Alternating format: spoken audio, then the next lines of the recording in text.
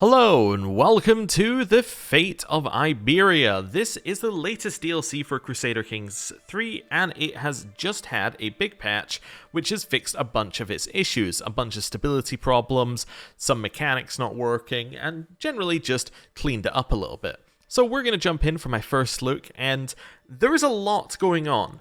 Now I am immediately worried when I see a lot going on in a Crusader Kings DLC, because one of my problems with Crusader Kings 2 DLCs is that quite often what they would do is they design a new mechanic, right? They'd have a new thing, like a new button to press, right?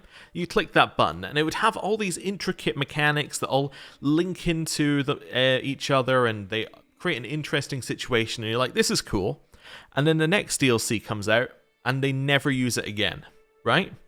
For example, Monks and Mystics was something that was a DLC in Crusader Kings 2, and it added in this new secret societies thing, and it was pretty neat for a while. But as the game got older and new things came out, it effectively just became a bunch of pop-ups that were quite annoying, right? Yes, you could use it for an advantage, but it didn't really enhance the gameplay, it just was there, right? And that's my problem, I think, with this one.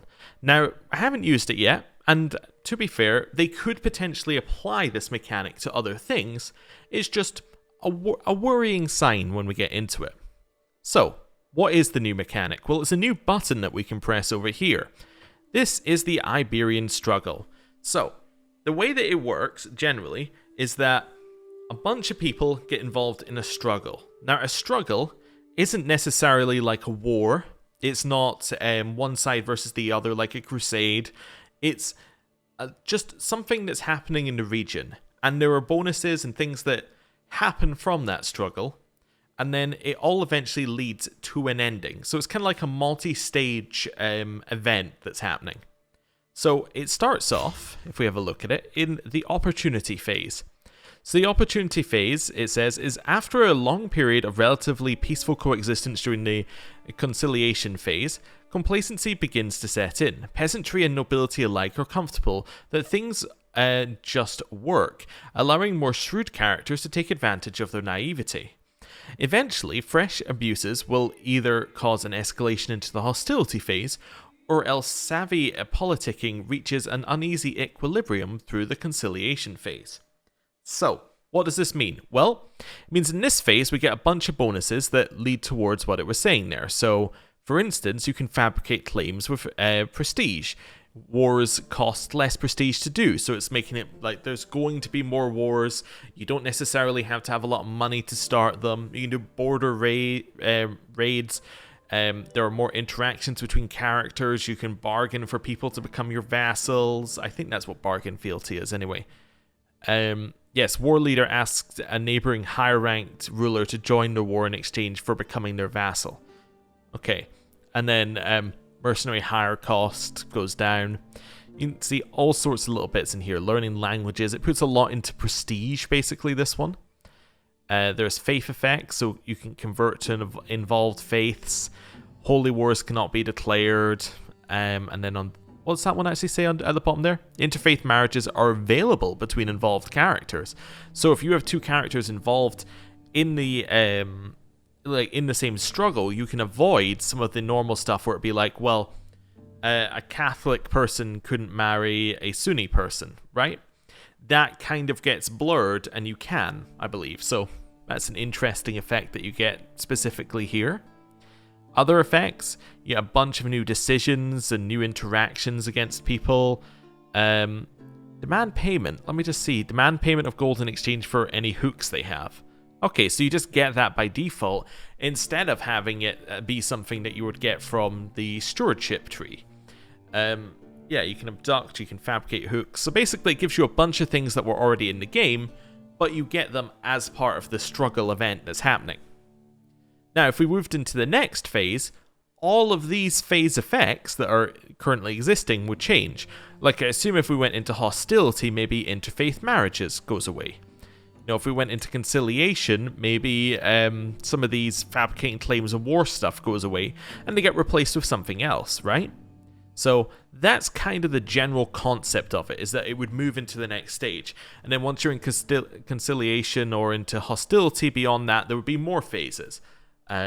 Like maybe it goes back into opportunity. Maybe it goes into, it says compromise phase, which is kind of a, oh, there you go. It's a phase that happens after hostility or conciliation, and then that goes back into opportunity after a certain number of things happen. So it's kind of a cycle.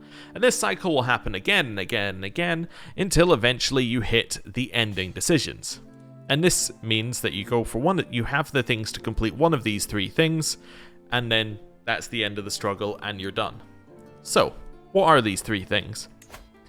Well, this one, you get a bunch of bonuses, and basically, this one comes out of the hostility phase. So this is the I won. I conquered all the land, this is mine. So you control 2 de jure kingdoms, or you united the Spanish thrones. You then have all of your land be your religion and culture. No other ruler controls more than 20%, and you control at least 2 of these regions, right? That's kind of the hostility ending.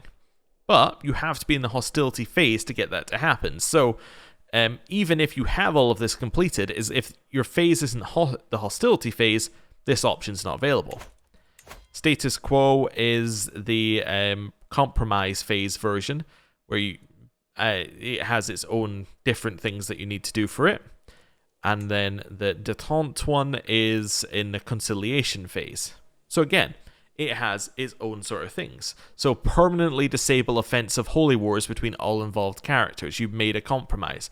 Permanently allow interfaith marriage between all involved cultures. So you can get some pretty big effects going further into the game from these struggles. Now, I was saying I was a little bit worried about it becoming like just a thing that's used once. But what would be really interesting is if they use this all over the game. Like for all sorts of historical events, this sort of system could be really cool. The one that they used in the dev diaries as an example was like the Norman invasion of the UK. That could be interesting. You'd have these guys involved, you'd have Normans involved, you'd have England involved, right? You'd have a whole bunch of different things that would work quite well in this struggle, rather than the way that it's done right now, which is 2 concurrent wars or 2 or 3 concurrent wars happening at once, which kind of just ends up being a little bit awkward. So it's just a thought. It could be good, but it's worrying right now. Anyway, back to what we're actually looking at. So what I'm intending to do for this one is I'm intending to go down the hostility path, and I'm intending to conquer as much of the land as possible. So what do we need to do for that? Well, to get it into the hostility phase, we need to break truces, usurp titles, reveal secrets, become rivals or nemesises with other involved rulers, kill involved rulers, get hooks, convert, win wars, acquire claims, construct castles. There's a bunch of stuff, but it's all kind of stuff you could do already. Now, what's interesting, though, is it says involved ruler. Now, the way that things like Crusades work is it's like, you know, your religion versus another religion. That's kind of the way it works. In Struggles, it doesn't appear to work that way. Maybe I've misunderstood it, but in Struggles, it appears to be anyone. Like anyone and everybody is all fair game. It's a free-for-all, and you are out for your own benefit here. So every single person here is a target in this war. Whether they're like, you know, your brother, your vassal, whatever. They're all targets which could count towards this hostility. And basically all of these have points assigned, and once it gets to 1,000 you move into that phase. But this is a really interesting idea, is that it's kind of everybody has a reason to, like, you know, go and reveal secrets. Currently in the game there's not really a reason to reveal a secret unless you're just being mean. It could be like, alright, I'm going to reveal the secret to push my phase up a little bit. That's kind of cool stuff. But the other thing is that once you're involved in a struggle, you are permanently involved in a struggle. There is no way to back out. There's no way to say, actually, I'm not feeling it. I don't want to be part of this struggle anymore. No, you just are. The same thing with faiths, right? If a county in the land converts to a faith, that faith will now be part of the struggle. even if the faith is no longer a part of, like, even if it gets converted away again. As you can see here, 0 counties follow this faith, yet they are still included within the struggle. It's just a thing that has now happened. And exact same with culture. Once you're in, you're in. There's no backing out. So it's interesting ideas. Anyway, now we've had a look at all that, none of that actually matters to us right now. Because we are playing as this guy. We're playing as a Muslim ruler. Its specifically religion is Muwalladi. I don't know if I pronounced that right. And we are actually a vassal of this guy, Al-Andalus. So our goals are fairly simple. We want to take over this land, and then we want to push the Catholics out of the north and get all of this land under our control. We're currently involved in 2 wars. Now, are these actually our wars, or are these like wars that our liege is involved in? So this is a war our liege is involved in. 2,000 troops versus 1,500, so our liege should win. This one is again a war our liege is involved in. However, our liege has less troops and they're involved in that other war. What's a frontier district rebellion? What does it do? So all rebellious vassals become independent, or yeah, or they don't, basically. Okay. So that's this vassal and this vassal are going for independence. And then Asturias is in a war, a claim on Portugal.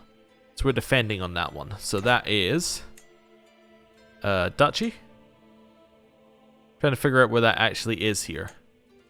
You know what? It probably tells me on here. Oh, it's that bit of land right there. Okay. So it's actually one of the people going for independence who's in that war. Huh. Interesting. So we don't need to worry about either of those right now. How strong are we? We have 1,400 troops. So what we might want to do is we might want to pick like this guy here and go, hey, you're weaker than me. Let's get you under my control. That's something that we can think about. We're 5 of 4 holdings, which means that currently we're not able to hold on to all of the land that we have. But we can fix that. All we need to do is get an extra 2 stewardship and our domain limit goes up, which should actually give us more troops and more money per month, so that's all good. What other stuff have we got? Petition liege. I can petition my liege to help me resolve the challenges I face. I don't need to do that right now. How do I set that to not pop up? Yeah, I'm not interested in that right now. And then the other one is pay homage. I'm also not interested in that. That's going to his court to basically make him like us. I don't care about that. Anything else in here? Court physician, don't need it. We have 4 children. So I believe our succession law, yes, male only Confederate Partition. So Confederate Partition, if you don't remember, is one where it will split your land into any titles that can be created, and then we'll hand it out equally. So in our land here, let's have a look at the de jure. So de jure in our land, there is 1 duchy. So this 1 duchy will go to our first son, as will the capital of the duchy. Then our second son will get, like, I'm trying to see if I can look at it. Like, say our second son would get, like, this bit of land. Third son would get this bit. Fourth son would get this one. And then we'll go circle back round and first son would get that one, right? That's roughly the way that it works. I mean, we could have a look and see if that's true there. So, yeah, so he gets our capital, and then he gets the one next to our capital. This one gets the next one. Next one. Next one. You see? Roughly like that. The problem with Confederate Partition is if we go on to duchy titles, say we were to take 60% of Cordoba here, right? These 3 here. What it would do is it would say, okay, well, that's enough to create the duchy, so I'm going to give that entire duchy to your second son. Makes it difficult to really advance properly doing that because, well, once you get to a certain size, you get split in half. Now, the way that we would want to fix it, ideally, is to switch to something like Primogenitor. Primogenitor being everything goes to the first son. You can't switch to Primogenitor until you hit... where is it? I'm in Faith. I'm in the wrong one. You can't get to Primogenitor until you hit Late Medieval. And that's not available until 1200, which it's a bit away for us, I'd say. So our ideal would probably be to switch to Partition. Partition is available now, and it's the same as Confederate Partition, except what it does is it splits your titles equally. It doesn't create new titles. So that would be very nice for us. We need to get our vassals to approve, but that would be ideal. Costs 500 prestige. Is there any other problem? We'd have to raise our crown authority. We'd need to have hereditary rule innovation. Okay. How do we get the hereditary rule innovation? Am I in the right one? I am. So hereditary rule is where? It's here. Okay, so we need to be in early medieval, and we can't get there until the year 900. So again, that's not available for us. So this means that our only other option is to conquer without taking 2 duchies, right? Which makes sense. So what we would want to do is we want to say, okay, I'm going to take 2 off of Cordoba, but I'm not going to take a 3rd one, because if I take a 3rd one, it will split our land up. So actually, this guy seems good. I mean, that's held by our liege, so maybe that one and maybe that one afterwards, like make our way across. That could be good. Again, same down the south here for Seville. We would maybe go for that one, and basically eat up all the small people that we can. That's kind of one of our ideas. Okay. Anything else that we need to worry about? Let me just check my Vassal Contract. How do we do that? I guess I would do it with my liege. Modify Vassal Contract. Cool. So there's no problem with declaring wars. There are some new things in here like marriage favor. So the liege commits to marry their close family to seal an alliance before marrying them to anyone else. So they would try and get an alliance with us. And there's a negative if they don't do it, which is interesting. There's some new stuff in there. Right. So now we've had a look at all of that. The other thing I wanted to have a look at was our culture, because our culture is going to have a bunch of new stuff. So hit and run, what do we get benefits from? So you take less casualties, you take less when you run away, but it does lower your advantage naturally, which I don't like. It also means that sieges are less effective, but skirmishers and light cavalry are good. So you're kind of good at running into somewhere, trying to fight someone and then leaving. I'm not sure I like that as a style of combat, but okay. We get higher quality artifacts. Don't imagine that's going to be very important to us. Automatically has access to befriend scheme. So maybe we want to find some friends. Maybe somebody who's a little bit further away. Get some friends and see what we can do with that. Best friends receive strong hooks on each other, but gain stress when using them. So, wait a second. If I go back to our struggle here. Did we not have... I'm sure I saw it in here. Yeah, so we have demand payment interaction. So if I got friendship, if I got a strong hook on a friend, I could then use them for money. I mean, they could in theory do the same thing back to us, but that's interesting. I could maybe try and befriend somebody outside the struggle. Then I can demand payment from them, but they can't demand payment from me. But to be fair, it's only best friends, so it's probably more difficult to get. They can use an interaction to gain bonus skills via modifiers at the expense of extra stress. Okay. Malleable Subjects.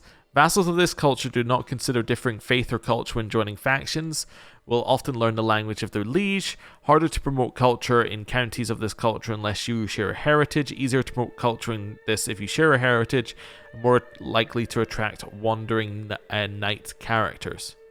Also makes mercenary higher cost even less. Wait, yeah, so we got some stacking there. And you get more vassal levy contribution. But was that another thing in our struggle? Yes, the mercenary higher cost down 30 and down 50. So that means that there's 20% cost, which is good. Depending on how it actually does it.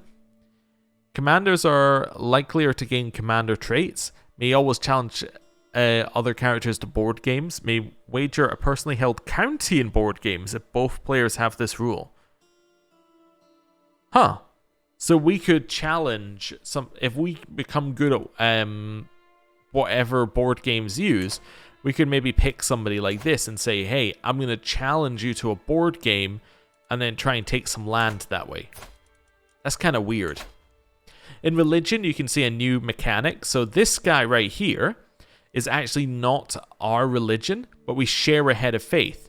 And what does this do mechanically? Well, it means that we consider them righteous and they consider us righteous. We have the same head of faith, we're just another branch, which is interesting. It kind of means that you can have a more varied group of people be connected and be happy with each other rather than having that astray penalty that you got previously. So land is harder to convert, so it's harder to convert the culture and convert the religion. So there's some stuff in there.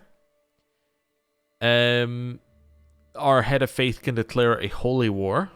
Okay. And you get more piety and devotion from winning them. And this unlocks this Vassal Contract. What does it actually do?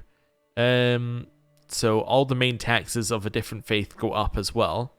Levy reinforcement rate goes up and with same faith, and if it's a different faith, it goes down. Let's have a look at our Vassal Contract again. What does this thing do? So you get more tax. So this guy would get more tax from us, get less levies, and we would like him better, but we would lose prestige per month. It would also mean they cannot demand conversion, cannot use convert faith, cannot use faith as a reason to avoid tyranny when revoking titles, cannot revoke vassal titles. Okay, so it basically gives us a bunch of benefits. Alright, well we've talked enough around things. Let's at least try and get some things done before we end the episode. Our stewardship needs to go up. Now, can I get our wife to do that for us? How much do we get for assist ruler? We get 1, we need 2. So we have to take a stewardship focus if we want to hold on to all the land that we currently have. And I think I do. So we're going to take this one for just now, domain focus. Cool. Now we have all the land, we're making more per month, and we have, I think we have extra troops as well that we can deal with. Right. Children like guardians. Let's give all of these children guardians. Yeah, I want to change the guardian. What is he currently doing? He's currently doing a martial education. That sounds good. We are quick and have a martial education. We're actually a good educator for him. Second son is doing diplomacy. That also seems fine. Let's have an educator. Now, we're not good for diplomacy. Our wife is fine, though. Yeah, let's have the wife do that one. Third son is also doing diplomacy. He'd be better on martial. He's terrible at martial. Okay, well, he can stick with diplomacy then. We'll have the wife do that one as well. Cool. And then fourth son, currently doing diplomacy. Again, would be terrible at martial despite it being a good stat for him. We can't have the wife do this one because we can only have them educate 2 children at once. Let's go with this guy. Right. Awesome. Children educated. Too few spouses. We can have more spouses? Neat. I don't really need more children, though. More children would be bad. Yeah, I think I'm happy with our current situation. She was born out of wedlock. -1 diplomacy. I just thought I hadn't seen that one before. Cool. Right. Do I have a reason to declare war on you? Yes. So I can do a struggle clash. You vassalize the contested title, destroying any titles the holder has that are equal or higher tier than your own. That's interesting. Destroys higher tier titles. Oh, there's also a new faction type. I think it's called Dissolution, where they basically, if they win the faction, they destroy your highest tier title, which sounds truly terrible, and like basically anybody who would have the same tier title as you becomes independent. What's a border raid? Gain gold in proportion to the development of the target county. No titles will change hands, and they get recently looted. So it's kind of like a more formalized raiding. Alright, well I like Struggle Clash. I'm just seeing, how many, what are the other things I have here? Purchase Truce? Oh! So if you're like, I don't want you to attack, you can purchase a truce. You can also invite them to an activity here. Challenge to a board game. Yeah, there are some cool things. What's Ferment Revolt? Oh, you spend gold to make his vassals unhappy. Oh, nice. Alright, well, let's declare war here. Struggle Clash. Okay. Gonna raise all of our troops. I think there's new battle music. Oh, okay, this is new. The Iberian Peninsula is in turmoil, a conflict born of its storied past. Outsiders covet the land, and the great Muslim and Christian powers seek to sway its people. But those who live and die on its soil will ultimately determine its fate. I will not let slip my vision for my homeland. By Allah, House Yilqui will weather the storm and see my will fulfilled. You're one of the involved participants in this Iberian struggle. It's currently in the phase of opportunity. Take hold of fate. Right. Gonna send all of our troops directly at him. We have more troops. That's the way I'm gonna win this battle. Who are you and why? Oh, you're this guy. Okay, so you shouldn't attack me because you have no reason to attack me. You have no reason to attack me. I say. Right, wait here a second. If I go here, you won't attack me, right? You don't want to take attrition. Yeah, you don't want to take attrition. You'll be cool. Strategy rejected. I'm sitting on a strategy meeting with the Sultan and this guy discussing our plans for the ongoing war. He's dismissive of my ideas. Okay. But I gained maneuverability, which gives movement speed and enemy defensive advantage decreases, which is good.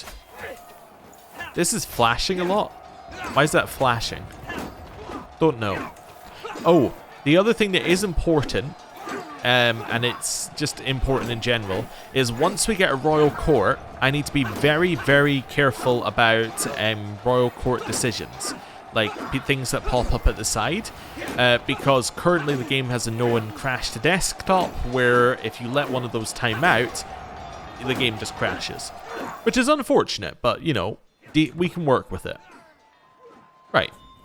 So we've beaten them up, and now we just need to spend 7 months sieging. Well, let's go speed 5, let's go. You would like me to be your marshal. Why don't you like me? Cultural acceptance, 50% less as I speak his culture's language. I declared war on his child? Wait, is this your child? I'm sorry.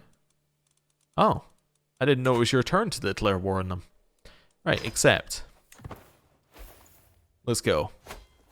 Contract assistance. My troops could be very useful in your conflict. We need only agree a price.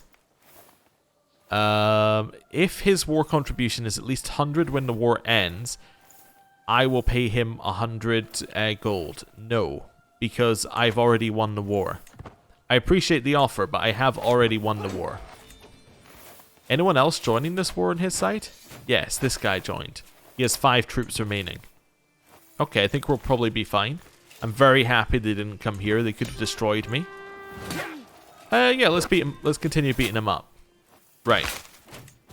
We can ransom somebody as well. What land do you hold? You hold that barony. So I can ransom you after the war anyway, and you don't really have that much money. Okay, let's enforce demands. Right, I think I can ransom him now anyway. Yeah. Or I could get a favor from him. Yeah, let's get a favor from him. And then you... how do you want to come work for me? Yeah, there we go. We'll do that. Right, I can't disband? No armies can be disbanded. You sure? Why can't I disband you? Oh, because the enemy army is standing right next to me. Fair point, fair point. Right, now we've disbanded there. We have a hook. And I think that we are at a good point to end the episode there. Thank you very much for watching. I know it was a lot of a talky episode at the start, but there were a lot of new mechanics that we need to get into. So hopefully that was all good. As it is the first episode of a series, and I only say this on the first episode, I would really appreciate it if you do all the like, commenting, subscribing, pressing the bell, all of that sort of stuff, because it really does help with search ranking, and it helps the video go out to more people, which is super important on the first video of a series, because, well, that's the one which most people will start with. So, thank you for watching, and I will see you next time. Goodbye!